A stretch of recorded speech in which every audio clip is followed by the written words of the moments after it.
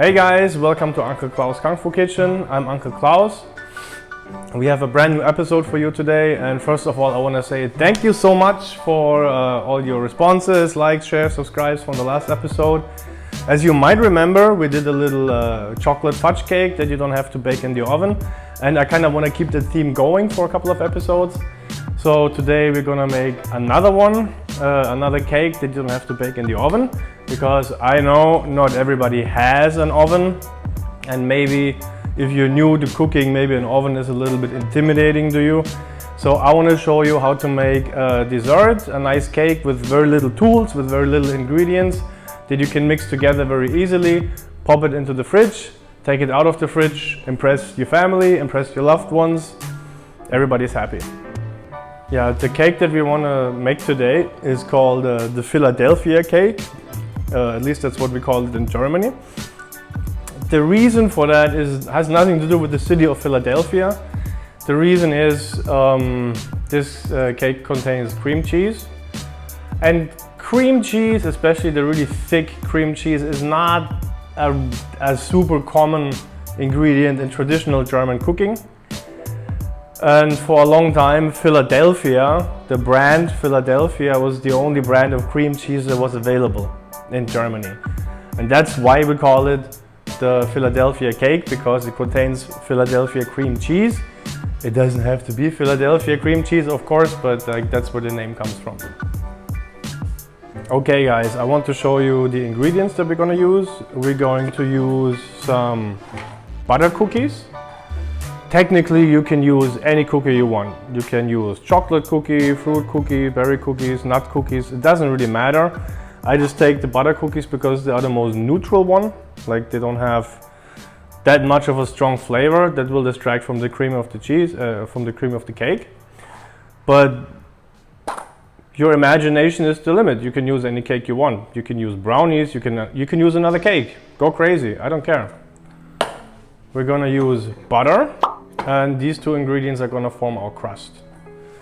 For our cream that we put on top of the cake, we're going to use cream cheese. We're going to use yogurt. That makes the cake more, a little bit more fresh and a little bit more silky than, for example, cheesecake.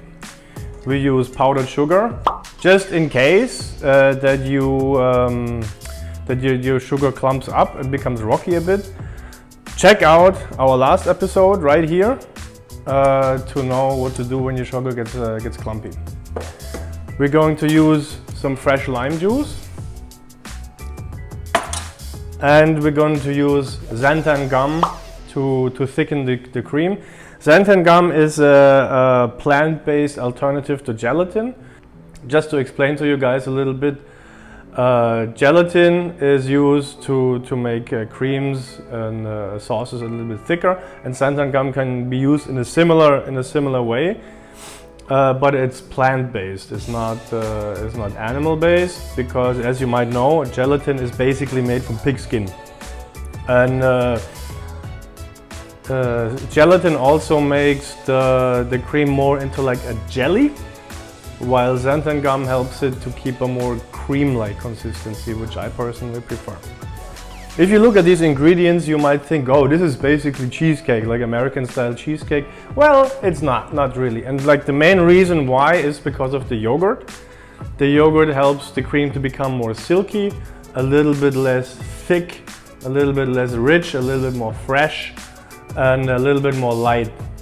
Because we all agree that cheesecake is delicious, but sometimes maybe you want something a little bit lighter. Maybe in summertime when it's really hot, you want something that's a little bit more refreshing.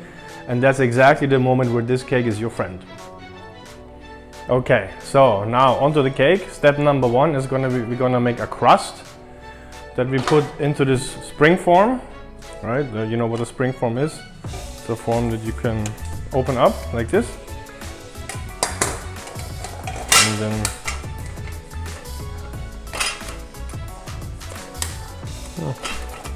close it back.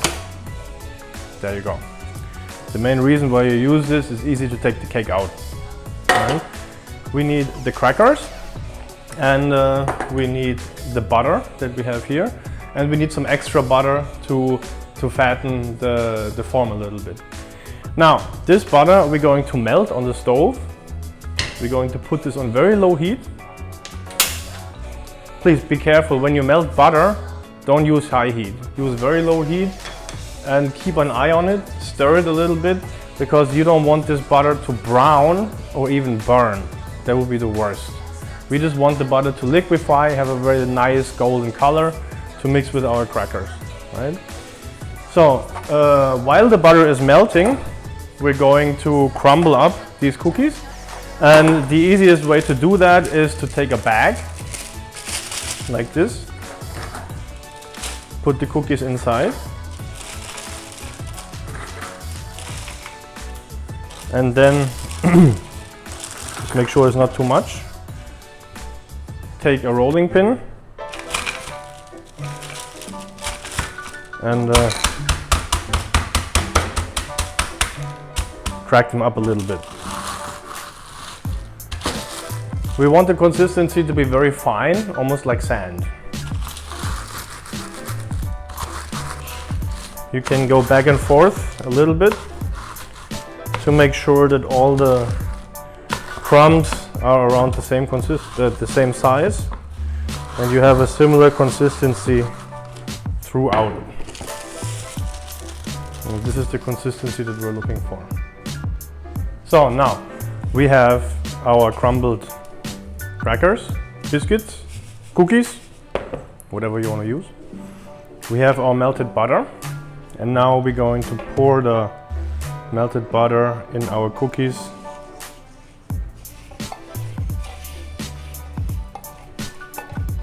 And then just stir it together until the whole mass becomes cohesive and you have a consistent texture throughout.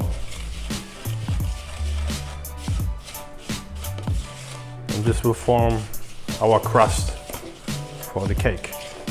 That's the consistency that we're looking for. Okay, now before we put the crust into the form, we have to fat it up a little bit. Now there's different ways to do that. What I like to do is to cover the sides with this little brush. The reason why we do this, if you put it into the fridge and we take it out, the crust or the cream might stick to the side of the form, and with the little layer of fat you prevent that, right? So my personal favorite is the brush. Now I understand not everybody has a super equipped kitchen, not everybody has a brush like this. If you don't, then in my opinion the best way to do is use a little tissue. Take the butter. This also works, by the way, really well if the butter is still too hard or too difficult to use with the brush. So you use the tissue, get a little butter out of the bowl, and then just spread it evenly throughout the form. This is one of the most efficient ways to butter a form, and this, by the way, I learned from my grandmother, so it must be correct. Next step, we're gonna put the crust into the form. We just scoop it in and press it down with the spoon, like so. So we cover the whole bottom of the form and make sure that the crust is equally thick at all parts. And later, when we put this in the fridge, the fat, the butter in the crust will harden, and you will get a nice, thick, little tiny bit crunchy crust to balance the cream, right? So we just push it down, make sure we spread it all around.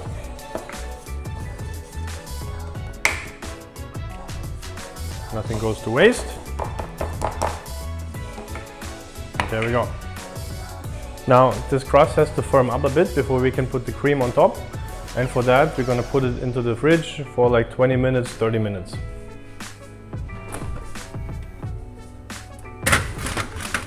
Okay guys, so to make the cream we have to film over here because my cable is very short. You know, you cannot always choose everything in life, and in this case we have to use the electrical mixer. This is why we have to do it over here, but give you a different perspective. So ingredients wise, we have the cream cheese, the yogurt, the powdered sugar and the lime juice.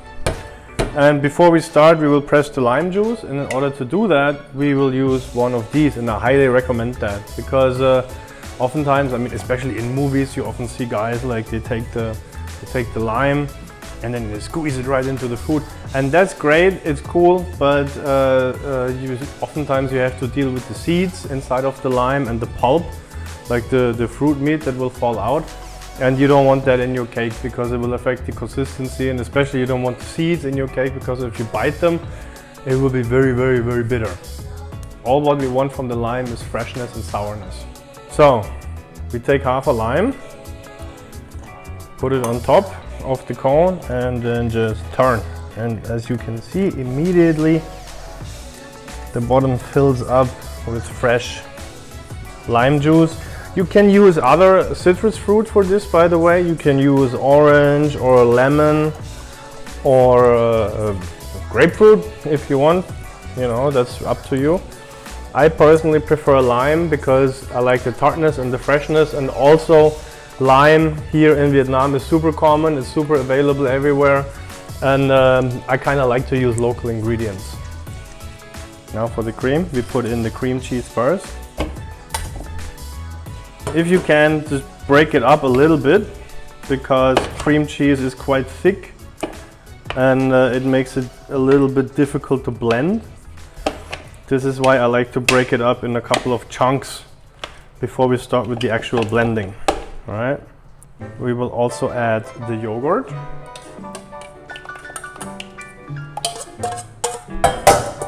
And we will add our sugar. But just as you can see here, sometimes the sugar gets stuck a little bit. This is why I prefer to shake it a few times before we put it in. In it goes. And now we mix it together, starting on low speed.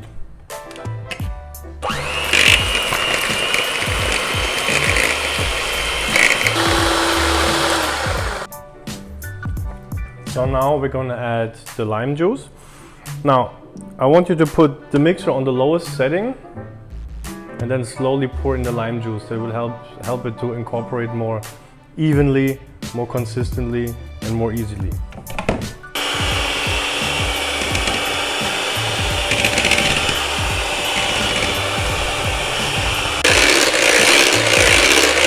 We're going to add the xanthan gum now. Now here's the thing, different from gelatin or pectin, for example, you don't have to dissolve it in water. You can put it directly into the cream, but here's the thing, you have to keep the cream moving at the same time because the xanthan gum will start to interact with the cream immediately. Like the moment it touches liquid, it will make the liquid more solid, more thick, more creamy. And this is why we will keep the bowl moving. We keep the mixer moving and then we add the xanthan gum spoon by spoon, little by little, not all of that at the same time, because we want to avoid clumps.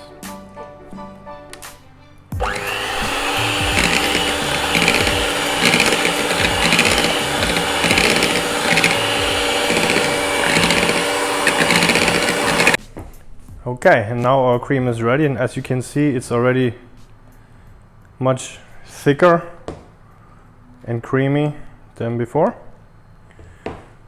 We have our crust from the fridge, and now we're simply gonna dump all of the cream onto that crust, spread it evenly. Now don't throw everything in at once because it's gonna be a little bit difficult to deal with. Just make several little blobs on your crust,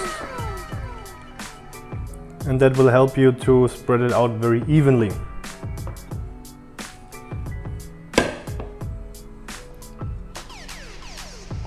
And then spread it out evenly.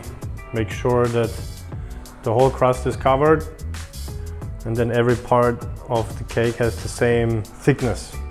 You know, you don't want to have like one layer very high, like one side very high and one side very low. So spread it around like this. And there we go. Now it's time for the cake to set, and we're gonna put it into the fridge for like 2 to 3 hours before we eat it. Still have some space in there, and there we go. Bloop. See you later. A few moments later. Okay, so the cake has been in the fridge for like 2.5 hours. You can leave it in longer, no problem. You can keep it in the fridge for like a week or so. And now it's time to take it out, decorate it, and enjoy. So as you can see, the cream is thick now. It's holding onto itself. That's what we're looking for. And so this is the finished cake. Now, if this cake isn't interesting enough for you, you can decorate it, of course. I will show you 2 ways just to give you some inspiration, but you know, again, your fantasy is the limit. Go nuts. You can put sausage on there if you want. I don't recommend it, but go ahead. You're gonna grate some fresh lime zest on top. You just take the lime, grate it with a grater. And now here's the important thing. Take long strokes with the lime, because if you do this, then it's very easy to go too deep. So you cut the white flesh, which makes it very, very bitter.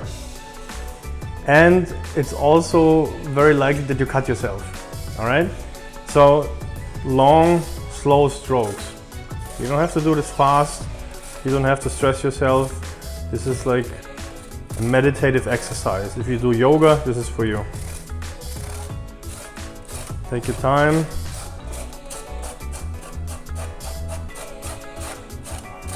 And you see we add some nice green, tangy, fresh sprinkles on top of the cake.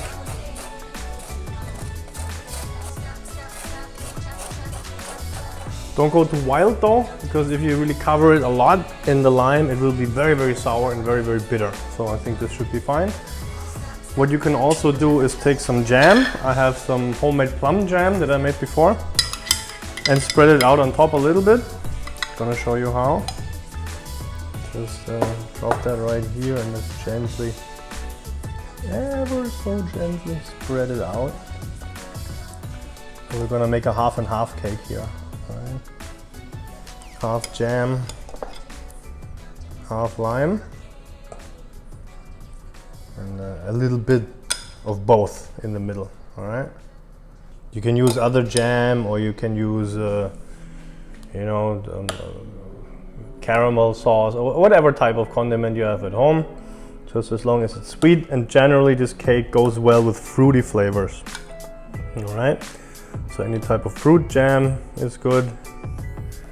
Maybe some candied fruit slices, candied lime slices. That's the stuff that really goes well with this cake. So now it's time to see if we did a good job.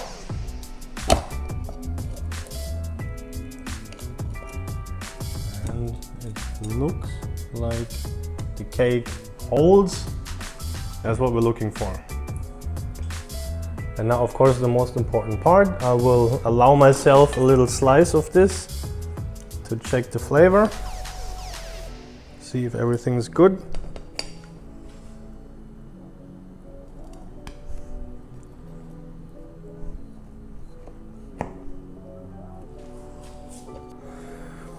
And this is what it looks like.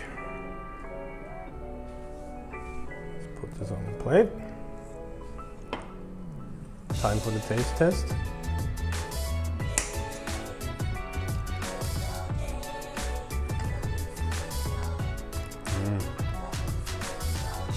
Very nice. Very fresh, tangy, not too sweet, a little crunchy from the biscuits. This cake is really, really good for summer. Absolute delight. That's it. You can decorate it any way you want. You can keep it in the fridge. You can give it to your friends. You can eat it all by yourself. There is no limits to what you can do.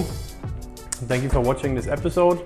Thank you for making this cake with me. Let me know how you do with it. Let me know if you come up with some variations that you enjoy, and let me know in the comments. And see you next time. Until then, please like, share and subscribe. And never forget, Uncle Klaus loves you.